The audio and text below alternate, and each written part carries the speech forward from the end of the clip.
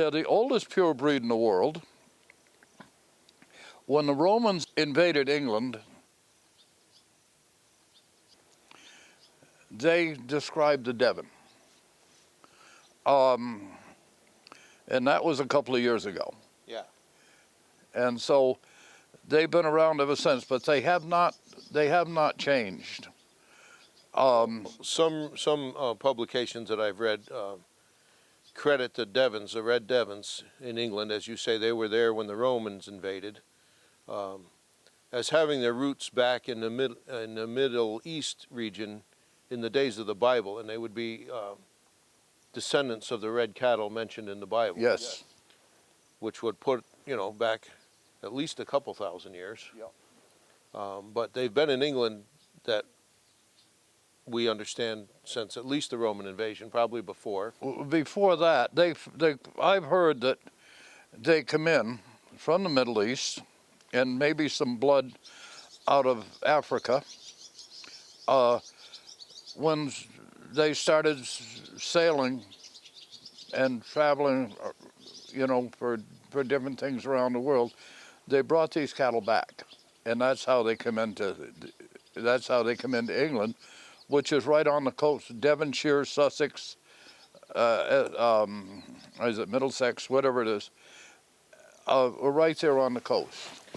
Which is probably why they traveled, is because they're such a hardy breed, which we know today, and that's one of the reasons they were selected to come to America early on, because of their hardiness, and we'll get to that later. But Devons were known in England as a middle horn breed. You've got your short horns, you've got other breeds with shorter horns. Devons qualify, even though today we think of them as having large horns, as a middle horn breed, because some of the other English breeds, like your Sussex and so on, had much larger horns. Yep. And of course we know Texas Longhorns have larger horns. Yep. But Devons were considered a middle horn breed, which you don't hear. That's only in old references in Yep. England about that. But they, very nice horns, but still considered as only middle compared to the Sussex. Now Sussex oxen, I've seen them. I've seen pictures of they were imported a lot over into eastern Canada, Nova Scotia, and so on, because of similar climate as Canada developed in population. Similar climate to Sussex, where they come from. But some people speculate that the Sussex is a breed that grew out of the Devons as well. As the Canadian. Yeah. Well, eventually morphed into the Canadian, yes. Yep. Yep.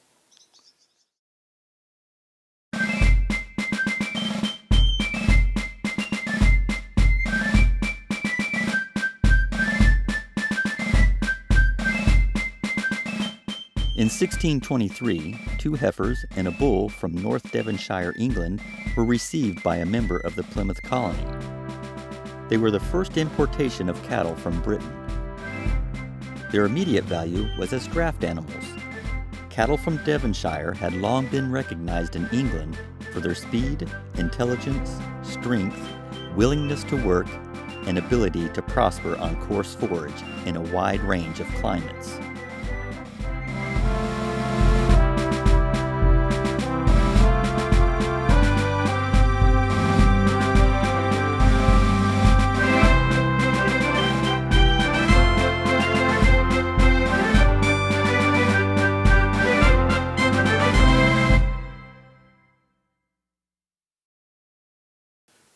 As I tell people that ask me questions about the Devons at farmers markets and other places, the Pilgrims came into Plymouth in 1620. Yep. 100 people came on the Mayflower, and 50 died the first winter because of disease. Yep. And other issues, starvation maybe, freezing. They didn't have substantial buildings, they didn't have anything. 1621, another boat came with another 100 folks. Yep. But no animals. So because the Pilgrims didn't have any communication, cell phones and so on, to get back to England, they sent word back with the ship captain and a few people they sent back. We need animals here to sustain us: chickens, pigs, cows, goats, yep. sheep. So the third boat, 1623, I believe it was called Charity, yes. Brought animals to the New World, into Plymouth. And among those were the red cattle from the south of England, which we know today as American Milking Devons. They were selected probably because of the hardiness we were discussing, in England, how tough they are. Because if you envision Plymouth in 1623, there wasn't much there, right? There were no veterinarians, there were no barns, there was no alfalfa. Nothing. There was no cultivated fields other than a little bit of Indian corn the Pilgrims had tried to grow. And the cattle had to survive on that. Cattle is like turning cattle free in the woods today, pretty much. A few native grasses, maybe some salt hay along the marshes there in Plymouth. And they had to live on bark. And they had to live on that, and they had to provide meat and milk for those settlers. So that's why they were chosen, because they were animals very well qualified to do that. So, and they thrived in Plymouth and early New England, as you know. People lived off their milk; it supported the families. The oxen, oxen cleared and worked early New England long before draft horses came. They were a rich man's thing that came later. So oxen pulled the stumps and plowed the ground and pulled the stones for the foundations and drawed the timber and did the work. And predominantly Devon oxen, because they're the fastest, hardiest, most enduring oxen that there are, and we'll get to that later. And you could eat them, and they make excellent beef, as we talked about in old days in London, and as we know today. I mean, we sell a lot of Devon beef today for a pretty good price, and it's pretty enjoyable for most people. So they came into Plymouth in 1623, and I don't know if you want to talk about that any more than I have. Well, that goes back to my family. Thomas Clark supposedly was the son of John Clark, who was first mate of the Mayflower. John Clark was a pirate for the English government. The Spanish captured John and put him in jail for 2 years in Spain. The English government captured a Spanish nobleman and traded him for John. And when they got him back to England, they put him on the Mayflower as a master's mate. He was the ship's captain, but they put him on as a master's mate and told him not to come back. All right? Well, he came to Plymouth and then went down to Hartford to Thomas Hooker, and from there he went down to Old Saybrook at the mouth of the Connecticut River to fight with the Dutch. And the history starts from there. But anyway, his son Thomas came over with the Devons, and at first the Devons were common property, all right? Nobody owned them. They were part of the common property. And then about 1627, more came over and they were breeding, and so they were split up amongst the families. Well, Thomas, in those days, they would give land if you would build a house and a barn, and he would do this, all right? And then he would sell it to the new settlers. Well, then it kind of ran out. Now, John Clark, who was first mate of the Mayflower, bought a grant from Lord Fenwick which is Essex now, but it was Pettipog in those days, all right, which encompassed several towns. So let me just give a little perspective to that. Yes, it's now known as Old Saybrook. We're talking about the area in Connecticut along the shoreline of Long Island Sound and west of the Connecticut River. So if you look at a map where the Connecticut River flows into Long Island Sound, at that very intersection is the area called Fenwick, and then the town that's now known as Old Saybrook, which commonly was called Saybrook then, and encompassed that whole Valley Shore area. My town, Westbrook, was included in it. The town where you grew up, Essex, was included in it. Deep River, so when Ray talks about those areas, that's the general area in south central Connecticut that we're talking about. So Fenwick was a coastal area. It still is. It's a very ritzy area now. The homes in there start in the millions of dollars, start for sale, and range up to, I think they sold one recently for 30-some million, shorefront. But that's where the settlers were that you're talking about. So I didn't mean to interrupt, but just wanted to give a little clarification to what you're talking about. Now, what happened is Thomas came down to his father's grant, which was right on the Connecticut River, and brought the Devons with him. And there were Devons on that farm, and when I came along, there were still Devons on that farm, all right? Other breeds, but there was still a few Devons, and primarily kept the Devons for oxen, all right? That's what happened. John Clark, who was first mate of the Mayflower, brought his brother over, who was a seed grower, and they started the Asgrow Seed Company in Milford, Connecticut. And they had Devon oxen there and Devon cattle there till the 20s, all right? Now, the Asgrow Seed Company is known as Upjohn, and that's what it migrated to. Upjohn Chemical Company. Which, Yeah. Yep. Pharmaceutical. Pharmaceuticals. Yeah. But anyway, that's how it goes into my family. So it goes back, similar to John's, from about 1627, we found that every generation, my daughter found this out, that every generation since then has owned Devon cattle. My grandfather farmed Devon cattle and oxen, and that's what he did his whole life. He drove oxen, worked with the oxen. These oxen dug cellar holes, cleared wood, hauled gravel, graded roads. Sure. They were the bulldozer and the construction company at that time that actually helped build this country. Right. Let's get back a little bit to the old Saybrook colony, so to speak, with Lord Fenwick. Lord Fenwick and Lady Seal, who came over from England and settled in that area, and they were quite prominent, quite wealthy leaders of the day. They in were the 1620s, late 1620s, early 30s. He was the governor Right. of the Saybrook, Connecticut Saybrook area. yeah, Yeah. Saybrook. And Lady Fenwick got pregnant, and she didn't want to have the child here. So she went back to England to have the child. Lady Fenwick, when she came over with Lord Fenwick, brought 27 Devons with her, okay, that came from her family. And they were there at Fenwick. And then Fenwick is pretty sandy soil, droughty, all right, along the shoreline.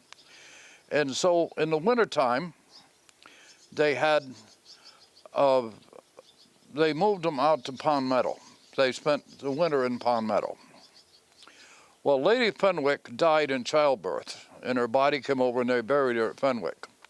At that point in time, Lord Fenwick went back to England, and he gave the cattle, granted the cattle and the farm in Pond Meadow, which is Westbrook, which is John's, where John is, and part of it is John's farm, to the herdsman. And that's, the cattle went out there. Which And- probably would have been one of the posts, one of my ancestors on the that's post right. homestead Yeah. that we own part of still to this day. And Yeah. so that's how the Devons got into Pond Meadow and out in John's herd, because that's John's family, and they're still there today. So that herd goes back to Lord Fenwick, all right? All those bloodlines go back to that original 27 animals. Now, how I know this, that there was a man by the name of Francis Harvey that took care of Fenwick Point. He was a caretaker out there. That's where Katharine Hepburn lived, Right. and Colt family was down They there. had a summer cottage there, what they called a summer cottage. Today Yep. it's about a $25 million home. Yep. Yep. It wasn't when I used to service the oil burner down there, but anyway, that's changed. Anyway, that's where that all started. So they all ended up out there in Pond Meadow, and rightfully so, because there was iron swamp out there for iron, all right, where they processed iron. There was a good-sized pond where they had a sawmill, all right. I don't know if the cranberry bog was there then, but I think there probably was a cranberry bog out there where they grew all of the food for the Fenwick family out there. Even though, and the cattle went there for the winter because it was cold and windy down on the shoreline. But anyway, all this stuff was written on the wall of Francis Harvey's maintenance shop. It used to be the Devon barn, okay? Where they kept the Devons during the summer. So all this information was written on the wall. And when I was a youngster, he showed me all this stuff that was written on the wall back then in the 1600s, and it was still on the wall, and this was probably early 50s, all right? At that point, this barn had been turned into, as you alluded to, a maintenance shop for the Borough of Fenwick Golf Course, because That's they right. established a golf course on what was the farm and pasture fields, which is still a golf course today, and that was, the barn was turned into the maintenance shop where they kept Yeah. the lawnmowers and all the maintenance equipment. And so that's where I got my information that this, and I've talked to John about this before, that's where those cattle came from out there. And those grants were huge, all right? Right. They were 1,000 acres or better, all right?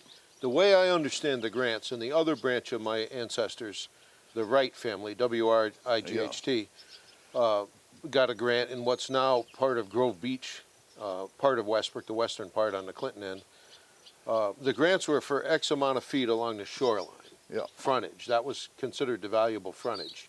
And as far inland as you cared to go, you wanted to fight off the Indians, have fun. Yeah. You know, you could go in as far as you wanted, because they were more interested in the shoreline where they could do, commerce was done all by boat in those days. Yeah. And it was kind of dangerous in the late 1620s, 1630s to go too far inland because of the Native Americans.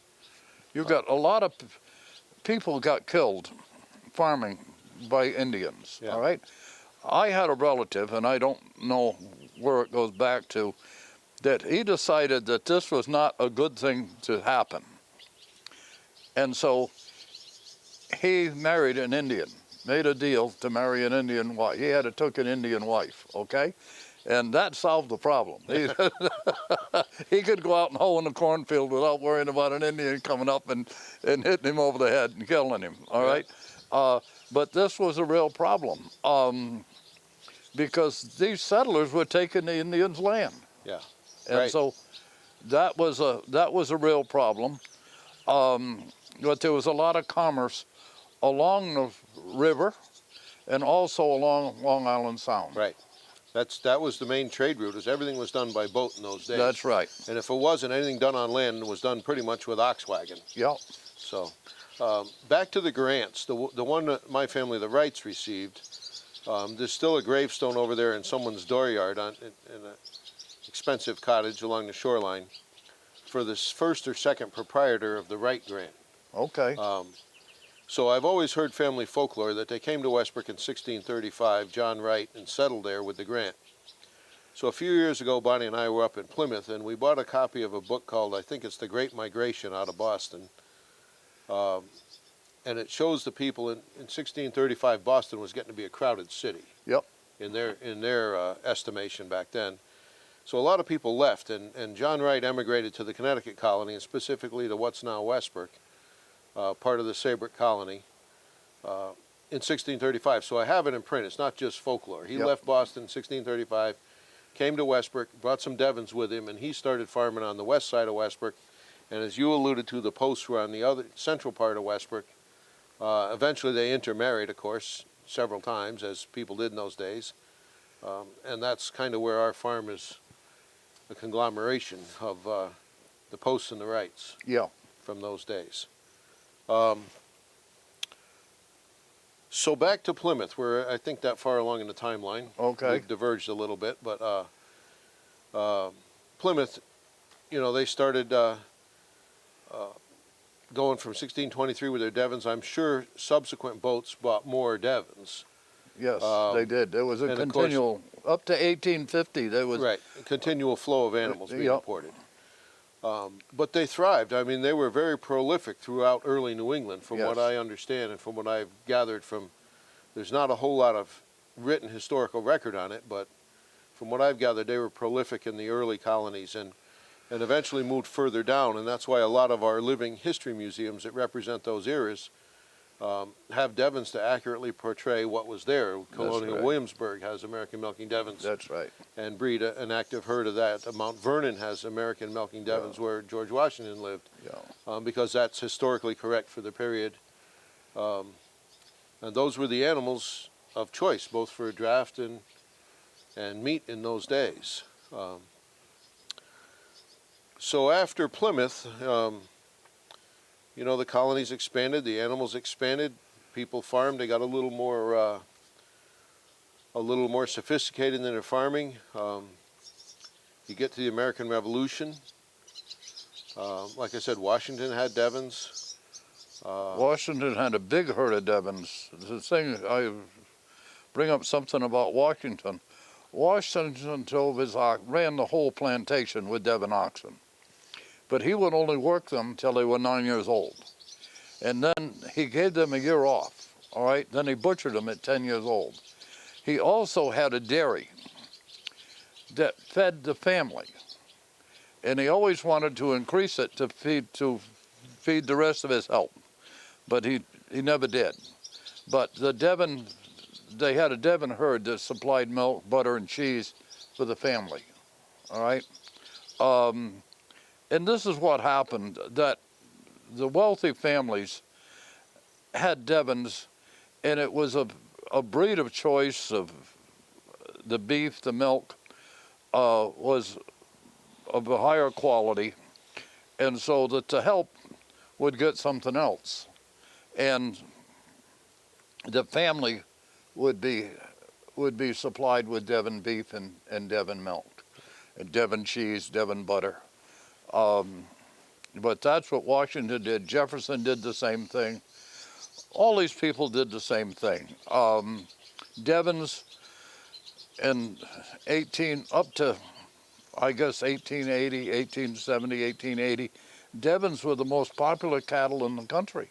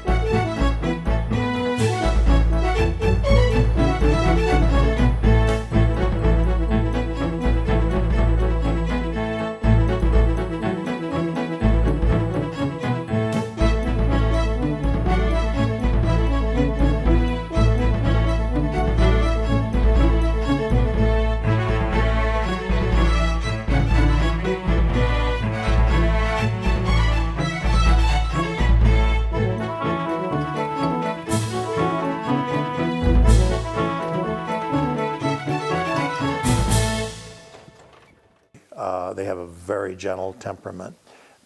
You wouldn't want a Brahma bull pulling your wagon across the prairie. So they were the animal of choice for the immigrants that went across the United States. If they had a choice, they would choose Devon, because Devon are very docile, they're very quiet, and there's not a bit in their mouth or harness on them. Basically, they're listening to your commands and they're responding to your commands. So you want a gentle, smart animal, and that's what the Devon is chosen for. I've read that in the Chicago area in 1890, 30% of their animals, their oxen, were American Milking Devons. So they were very popular among people that had a choice in choosing a breed of oxen. Well, I have been to England looking for what we call Milking Devons or North Devons, all right? And I couldn't find any. I found a lot of beef Devons. I talked to the secretary of the Devon Association. And I looked at an old herd book. And I found a fellow by the name of John Hall, who lived probably 5 miles from here, that had 200 cows. And he sent 80 yoke of oxen, Devon oxen, to Ohio every year for people to go west on the Oregon Trail. And he'd send a heifer or two with them so they'd have milk. And then he would take horses, green horses, and buy them and haul freight back and break them so they get back here in time to go in the woods for the winter. So it was they would leave early in the spring and not get back till fall, all right? But that's what he did. And that man, and I know where his farm is, that man had 200 cows in 1850. They were all registered in England. Devons came from the county of Devon, southern England. Yeah. There were North and South Devons, which Yeah. today we call milking and beef Devons, is a differential between the two. I have here the first herd book, the English Devon Herd Book, Volume 1, from I think 1851. And I want to read a little bit from the preface. There's all kinds of handwritten notes in here about John Courtley, who was a big-time Devon breeder in England. There's photos of old English cows and bulls in here. This was arranged by John Tanner Davy. We have to give him the credit for doing this. Volume the first. And it's from 1851, July 4th. And the foreword was written by John Tanner Davy. And it starts off, "To the subscribers to the Devon Herd Book, my lords and gentlemen, in offering to the public this first volume of the Devon Herd Book, which is intended to be a standard work of reference on the subject of which it treats, the ages and pedigrees, together with the breeders and owners of the Devon cattle, I would venture to say that I have collected my information from the most authentic sources and have striven with the best intentions to ascertain truth and obviate error. The names of the animals are arranged in alphabetical order, and each is numbered differently for the sake of distinction. This I thought the best plan, and admitting the easiest reference." And he goes on with several other topics as he talks about the characteristics of the cows and so on. But he has in here a short poem which I'd like to read in while we're discussing this, written by a Dr. Anderson, who is obviously a veterinarian of the day, of the 1850s. And it's about a Devon cow on the qualities and shape. And he says, "She's long in her face, she's fine in her horn. She'll quickly get fat without cake or corn. She's clear in her jaws, she's full in her chin, she's heavy in flank and wide in her loin.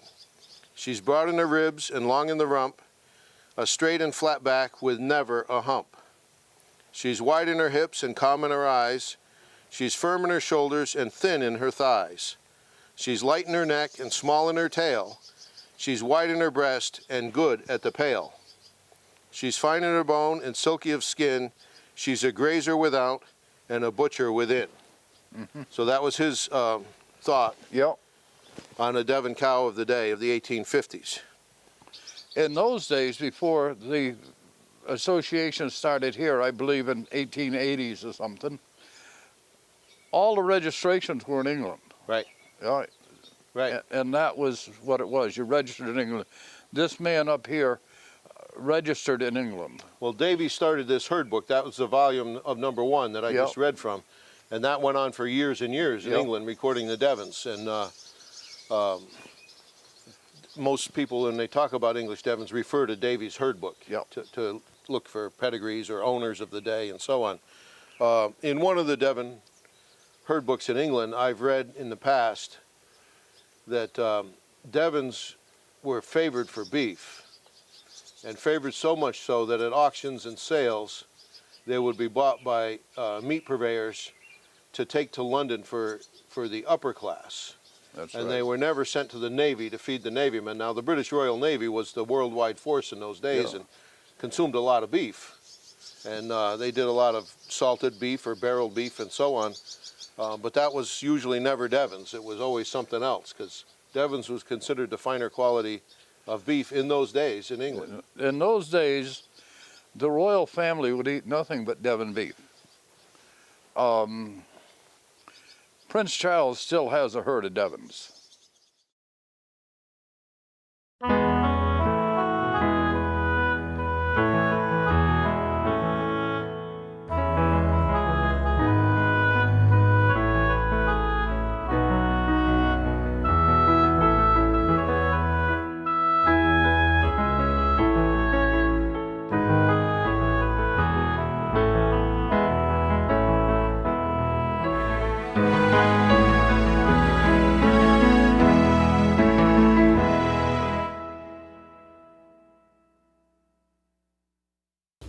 World War II changed all of agriculture in the United States and probably throughout other parts of the world, but we're going to focus on the United States. Well, mainly the family, the small farm. Right. So after World War II, the soldiers came home and they didn't want to go back to the small farm. And places sprung up with the the marriage of the veterans, and the baby boom started. Places like Levittown in New York, where there were thousands of houses in a concentrated area. A lot of those were farm kids that never went back to the farm. And the few farm kids that did go back to the farms realized, with all the mechanization that happened in World War II, and now tractors were being mass produced after World War II like never before, and equipment and so on, they had to get bigger or go out of business.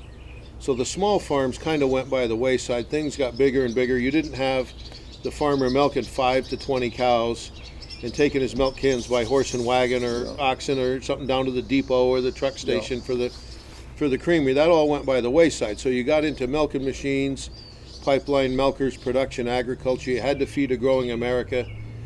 Feedlots got even more concentrated and larger out west, and cattle drives were over. The rails was bringing them trucks. Refrigeration was big, and That's right. Well, you could ship cross country in 2 or 3 days. The next thing is that most of the farms that milked 15 or 20 cows retailed the milk. This one retailed its milk, all right, until 55. Yeah. Then they went bigger and wholesaled their milk. Right. Okay. They bought tractors, got rid of the horses. Right. Bought tractors because they were milking more cows. They need to get it done faster. They acquired more land. That was the way of the world right after World War II. You had to get bigger or go out of business. That's right. So that kind of put breeds like the Devons and other old breeds at a disadvantage, because when you're going to make more for production, you're going to milk a Holstein or a Jersey. It's going to give you much more volume That's right. than you will with a Jersey. And if you're going to feed an animal on a feedlot, you're going to get one that gains in 18 months to a production carcass, and not a Devon that's slower than that. That's right. And oxen, they went west with covered wagons, and with tractors they never came back. I mean, so the demand for Devons and other breeds zoomed off the cliff to nothing. That's right. And most people just sold them, got rid of them, and they went to the auction. Whatever happened to them, they just disappeared, and rapidly disappeared. Yes, they did. Overnight.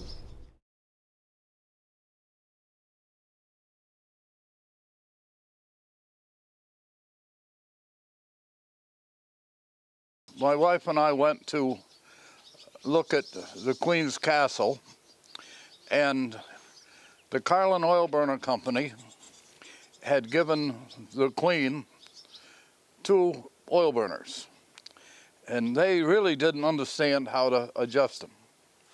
So I worked for another oil boiler company in England called Trianco, and they asked me to come in and show their maintenance people how to adjust those burners. So I did, and we got a personal tour of the Queen's Castle and all that stuff. Then my wife wanted to go shopping, so I'm standing out on the street, sitting out on the street, and I've got draft horses. I've had them for many, many years. And I'm watching a pair of horses, a fellow's giving rides, and I'm watching a pair of horses work, and the collars were too big, and the shoulders would get sore. So I'm sitting there on the thing, and I said to him, if those collars are too big on those horses, their shoulders are going to get sore. Well, he got really upset with me over that. And he said, you colonists you must be a colonist. So he said, you don't understand this. And I said, your eveners ain't worth a damn either. So anyway, we were talking, and he was getting pretty upset with me. He'd go take a ride and come back, and I don't know what happened, but it came up about Devons. That stopped everything. He called his father. His father came up, and we talked about Devons. His father said that he had the last old, pure North Devon breed herd of Devons in the country. And that he, during the Second World War, this fella came down the road and was looking at the cattle, a soldier.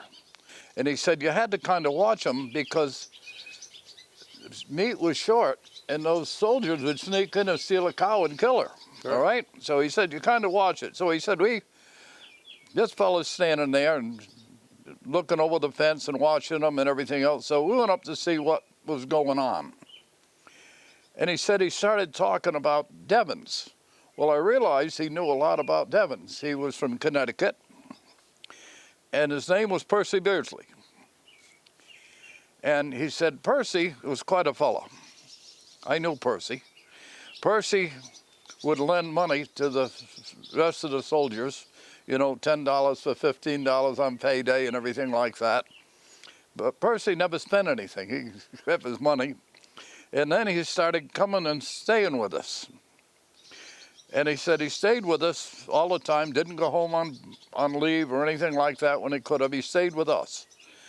And when he left, he bought 5 heifers and a bull and had them sent over. And they came to, well, it was outside of Litchfield. We always called Percy lived in Litchfield, but it wasn't. It was another town. Roxbury, Connecticut. Yep. But what I found in England, there wasn't any more. They'd all been crossed up with beef, because at that time, he said that Devon beef was bringing $7 a pound hanging weight, which was a lot of money. We like to get that now. And this was 20-some years ago, somewhere thereabouts. And that was a story on Percy Beardsley.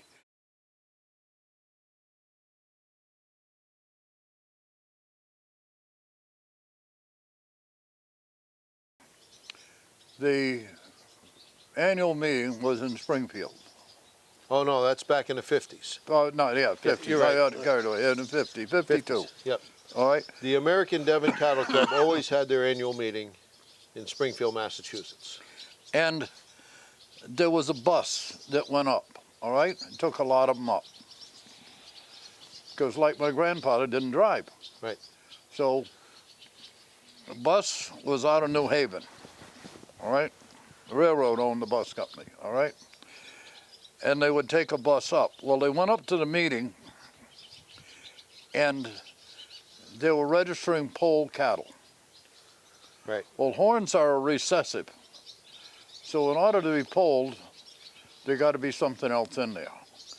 So they got upset and left and did not register, okay, with them anymore.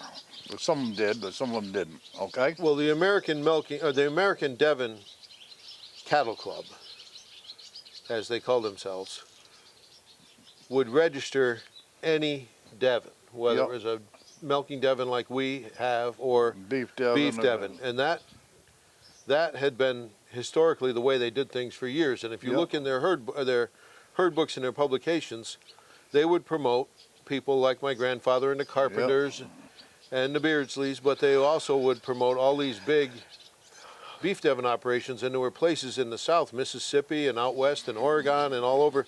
Missouri had one of their members on the board of directors. Yeah, That would have hundreds that's right. of the beef Devons. But that association considered all Devons under the one umbrella. That's right. But as you're talking about in 55, they started with not only with the polled, because the beef Devons at that point still had horns. The bulls did in the Yep, books and yep. all that. And they were going to allow a breed-up program or whatever they wanted to call it, where you could start to register Genetic recovery. where you weren't registering 100% purebred animals. And like you said, a lot of those old Yankees that we talked about had been chugging along selling oxen didn't agree with that at all. No. Left that meeting and pledged never to go back, and didn't.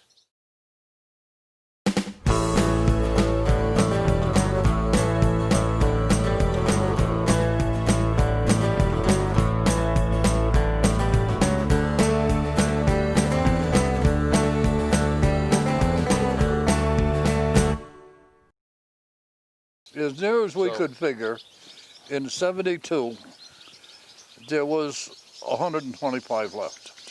Well, I think a few more than that, but we'll want to get to that next. So that's what started people going to start an association that we have today. That's right. So what started that, from what I understand, is Sturbridge Village in Massachusetts. They've always displayed Devon cattle and it's sometimes oxen, but mostly cows in the pasture and Yeah. calves, because it's historically correct for the era they're representing. So if you go to their farm down in the back of the village, they always had Devons.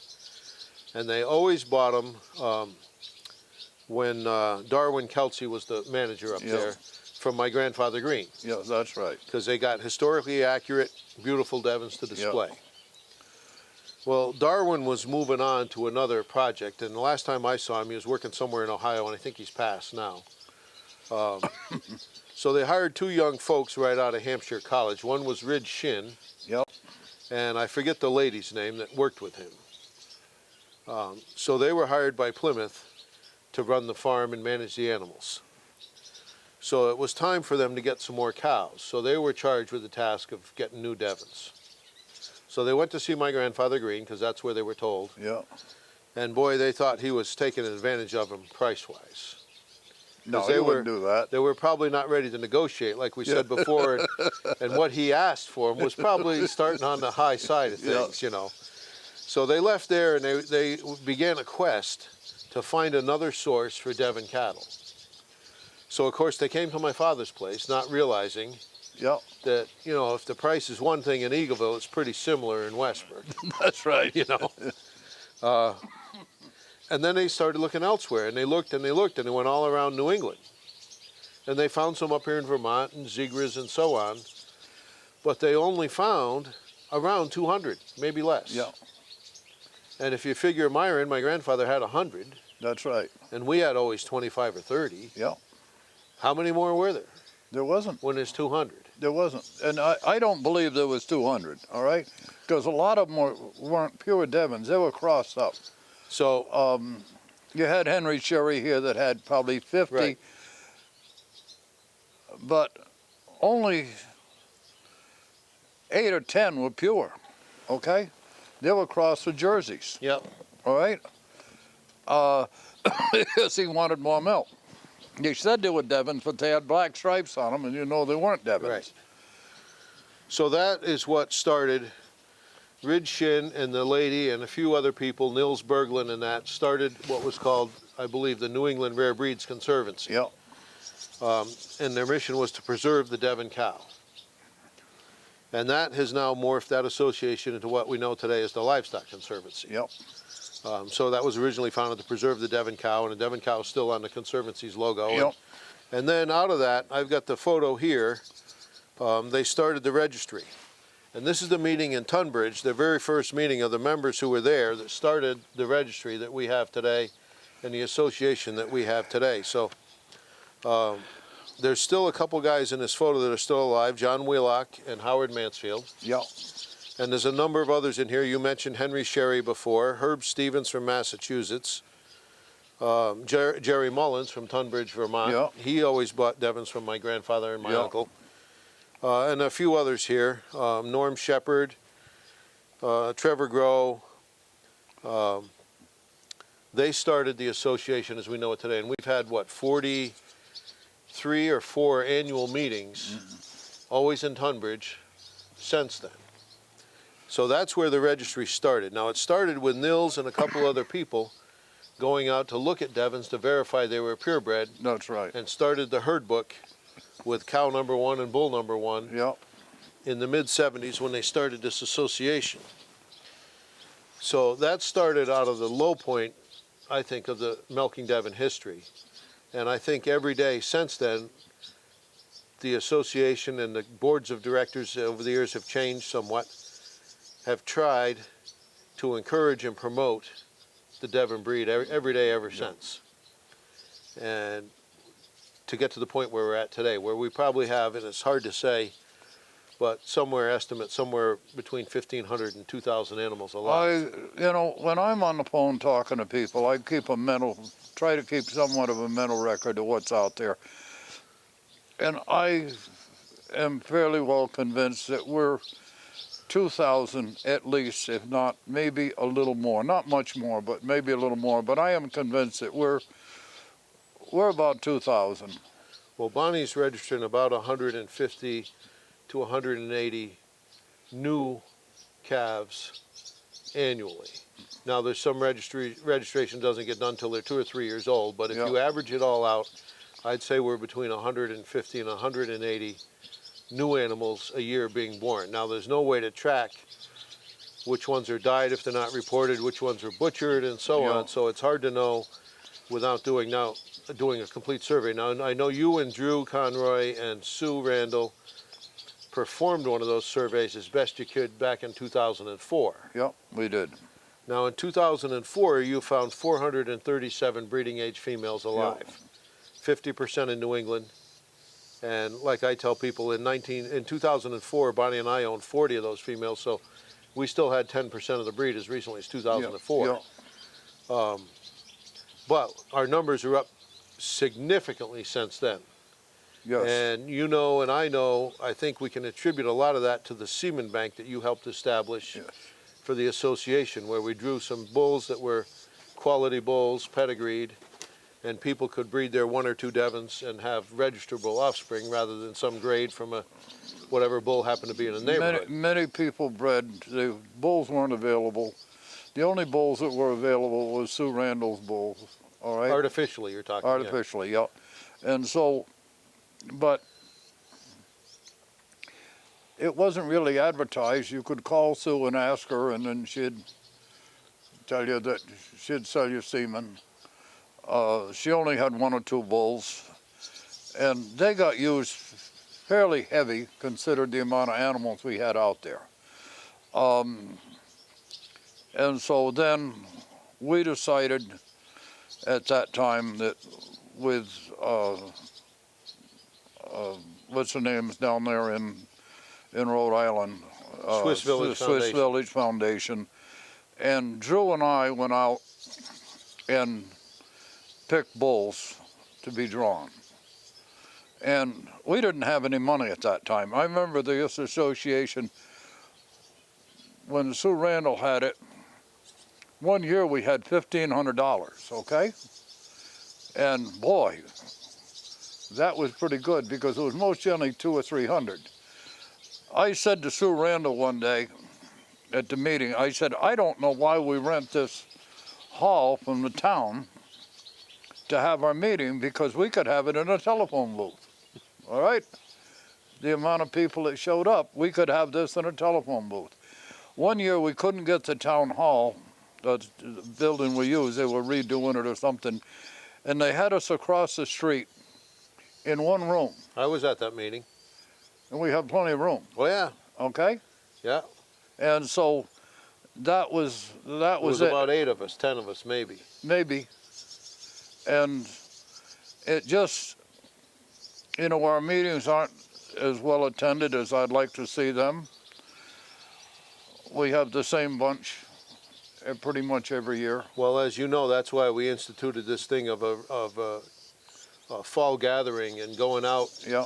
where some of us directors go out to an area outside of New England and try to attract Devon breeders and enthusiasts together and get some interest. And we've done that now for about 10 or 11 years, every year, to try to get to other areas of the country. And it's we've had some successes with it. We've had a couple that weren't so good, but we had some good successes in North Carolina and Missouri, and a few out in western New York State and so on that I thought were pretty good and informative.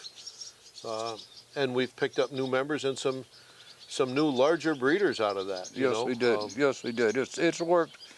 It's worked for us. But what people don't understand, in this association, we've acquired some money, but mainly through artificial selling semen. But the reason we have money, we all work for nothing, all right? It's all volunteer. This is a volunteer organization. And most generally, when we go somewhere to these meetings, it's out of our own pocket, okay? So it's the reason for the love of the breed, to maintain the breed, and not the money. And that's it. So we've done some things lately that maybe I'll get your take on. The last 2 years, we've started, with help from a gentleman in Virginia, Richard Larson, a competitive dairy exhibit and show at the Virginia State Fair. Now, as far as I know, Devons haven't been shown competitively in a dairy show since around 1939 at the Big E. You saw earlier in the letter I read from Jack Tiffany where he remembers in the 20s and 30s going to dairy shows. We supported the Virginia State Fair display, and the first year we had around 25 animals on display, and this past year we had 50, so it's growing. There's interest among the breeders to show their animals off to the public. That's right. And now in the last few months I've been getting calls from people who want to spread that into fairs in like the New York State Fair and up here into New Hampshire or Vermont somewhere, and Yeah. establish more of this showing of the animals to promote the breed, and to, people are proud of their animals and they want to show them off, That's right. and we encourage that with good examples. And So this creates interest, all right? it does. This is how you start to build a breed back, in my opinion. If people are proud enough and want to show them off, that's great. If they can make a few dollars selling off some breeding stock, even better. More promotion, that's what we want. That's what we work for.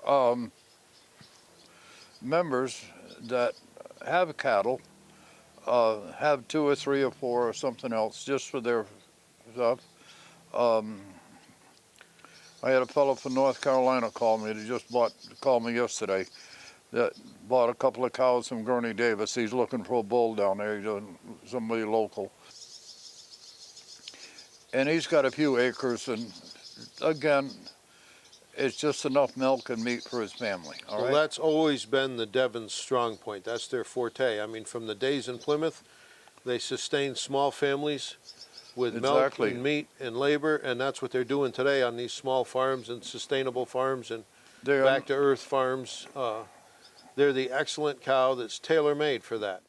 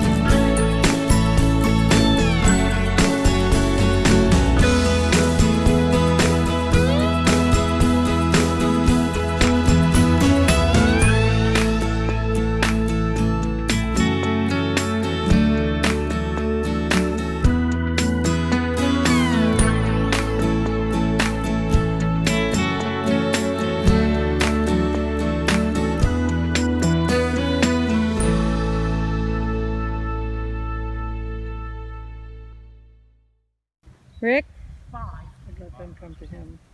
And I hate to say it, but that's not a bad looking ox. Yeah. That gate's open early like that. Okay, but tell him when he needs to worry, because he'll shoot until then.